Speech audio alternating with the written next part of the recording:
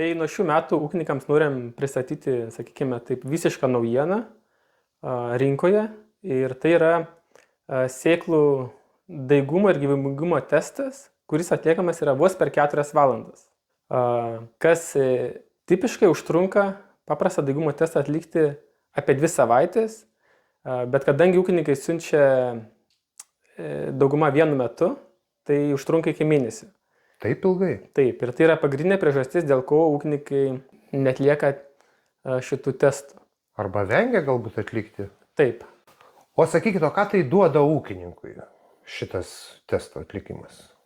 Tai yra labai svarbi paslauga, nes ūkininkas turėdamas sėklą ir nežinodamas kokios kokybės arba kokio daigumo, jis negali tinkamai pasirinkti sėjimo normos. Jeigu jis to tinkamai nepadaro, tai jis jau, sakykime, užprogramuota, kad nuo sezono pradžios jis jau praranda dalį derliaus. Kitas dalykas, gaudamas rezultatus, ūkininkas gali spręsti, ką daryti su savo sėkla.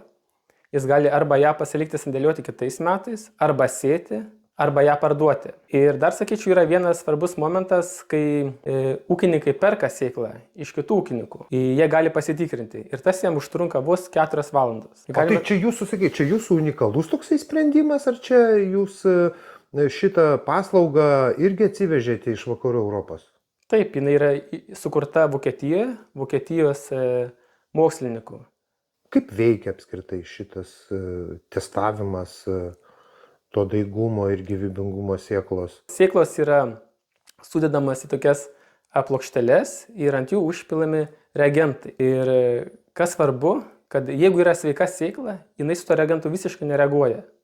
O nesveikos ir mirusios sėklos pakeičia spalvą. Ir tada tas plokšteles nuskaičius su spektrometru, ūkininkas iškart į savo elektroninį paštą gauna rezultatus. Ką noriu pasakyti, mes savo visas produktus ir paslaugas išbandome ūkyje Lietuvoje.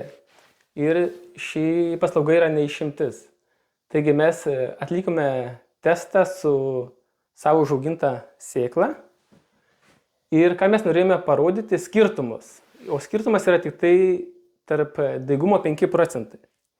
Tai kur žalia matos, kur gerai sudygusi yra sertifikuota sėkla, o kur prastai sudygusi yra savo užauginta. Tai matome, koks yra skirtumas. Šiuolaikinės technologijos, kaip jos pasistumėjusios būtent į šitą testavimą?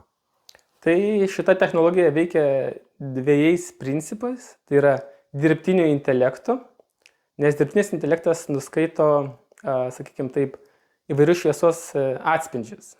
Ir su kiekvienu atliktu testu ši technologija tampa vis tikslesnė.